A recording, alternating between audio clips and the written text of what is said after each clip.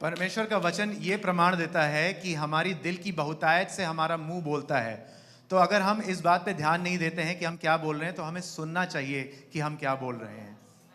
I'm not saying hear you when you are in church. Oh, God is good. All the time. वहाँ तो सब गाते हैं God is good. मैं ये नहीं कह रहा कि जब आप कलीसिया आते हैं तब आप ध्यान से सुने कि आप क्या कह रहे हैं, क्योंकि यहाँ तो सब कहते हैं परमेश्वर भला है। I'm saying from Monday till Saturday. मैं What do you say? Because that reveals the belief system of your heart. मैं कलीसिया के बाहर की बात कर रहा हूँ, सोमवार से शुक्रवार की। तब आप ध्यान से सुने कि आप खुद से क्या बोल रहे हैं, आपने मुंह से क्या बोल रहे हैं, क्योंकि वो बताता है कि आपके दिल की गहराई में क्या है। Think about this. Jesus is Almighty God on this earth.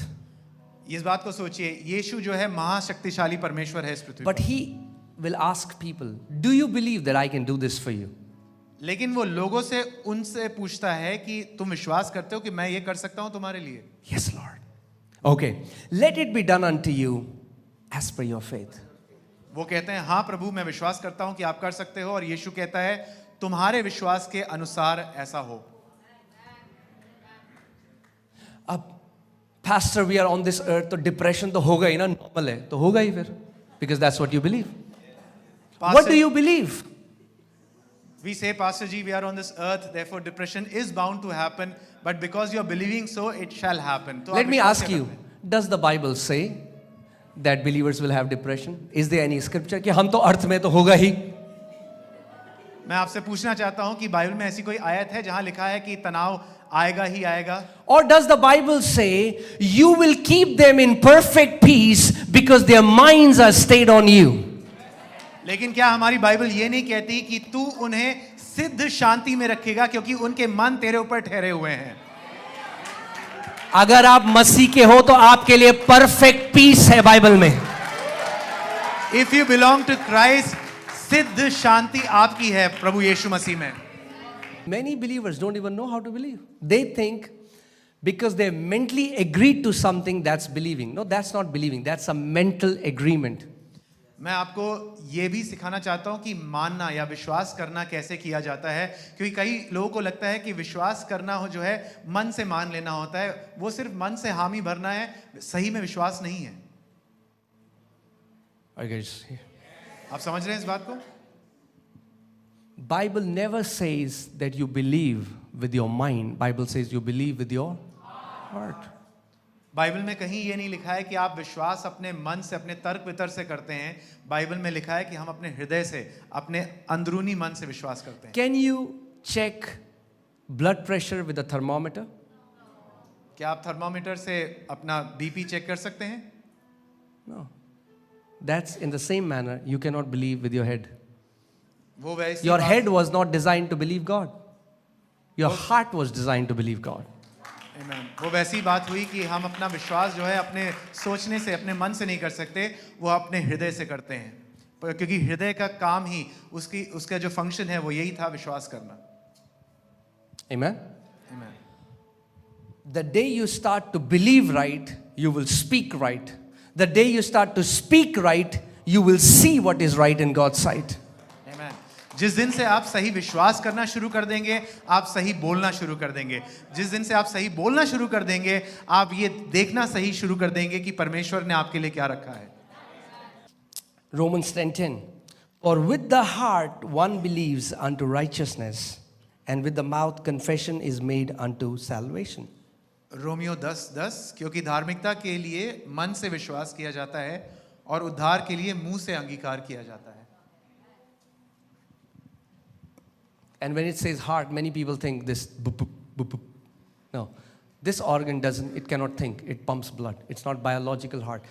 This word heart in Bible comes from the Greek word cardia, that means the core of who you are, the sin. When God penetrates your skin, your bones, your muscles, your tissues, your cells, and goes deeper, deeper, deeper, there is this core of who you are. That's your heart. और कई बार जब हृदय शब्द बोला जाता है तो कई लोग इस शारीरिक जो शरीर में हृदय है, दिल है, उसके बारे में सोचते हैं, जो रक्त का भाव नियंत्रण करता है, लेकिन वो नहीं है। अगर हम हृदय की सच में बात करें या मन की सच में बात करें, वो हमारे दिल का अंदरूनी भाग है, हमारे अस्तित्व का अंदरूनी भाग है, जो अपने शरीर, मांस, हड्डी, मांसपेशियों, उसके अंदर जाकर एक मन है, अंदरूनी मन है, जिसके बारे में बात होती है। So when Bible says heart, that means you cannot believe through at the surface level. और बाइबल में जब हृदय के बारे में बात होती है, मन के बारे में बात होती है, इसका मतलब ये है कि आप सतह पर विश्वास नहीं कर सकते। Many people believe at the surface level. कई लोग बस ऊपरी मानना करते हैं, ऊपरी तरीके से। Do you believe God is good? Yes. क्या आप विश्वास करते हैं God परमेश्वर is भला है? good. और हम all नाचने the लगते हैं, time. परमेश्वर भला है। God is good. Do you believe God is good? Yes, अच्छा Pastor, है, God वो is good. अच्छा है, अच्छा है। Are they saying it from here or are they saying it from here? Majority from here. Because when anything goes wrong, it's like, what did God do for me? कहाँ है प्रभु? क्या किया उसने मेरे साथ? मैं चर्च किया, मैंने ये किया, मैंने वो किया. What happened? The core, the belief that was in the core has started to come out of their mouth.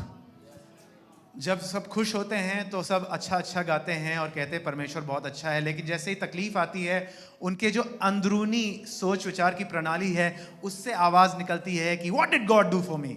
परमेश्वर ने क्या किया मेरे साथ? Hear this. ध्यान से सुने।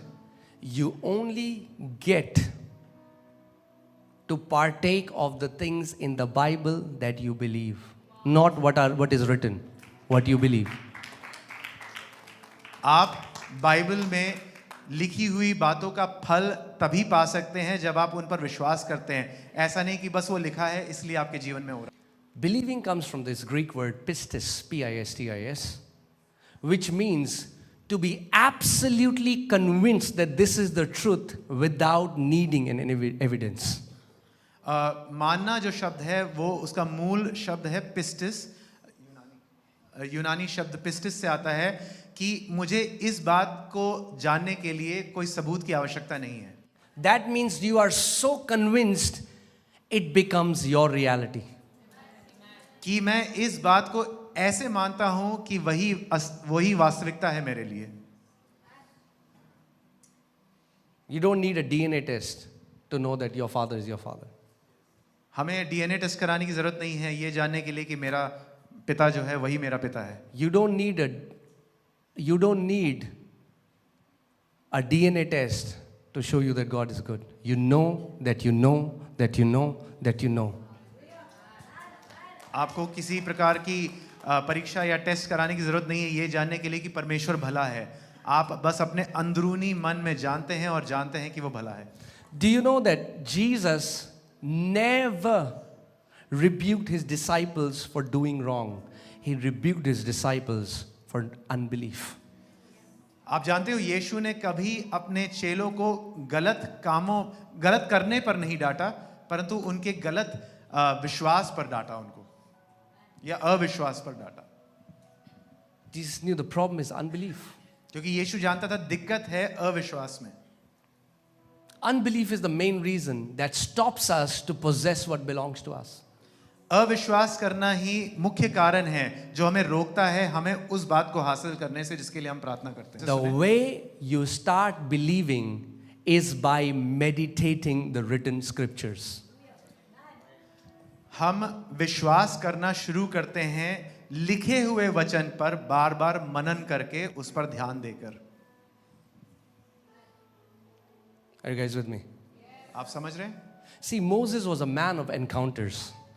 मूसा परमेश्वर के साथ साक्षात्कार में चलने वाला परमेश्वर See था। God face to face, encounters, third heaven. आमने सामने परमेश्वर के साथ बात करता, तीसरे स्वर्ग में उसके मुलाकात होती उससे।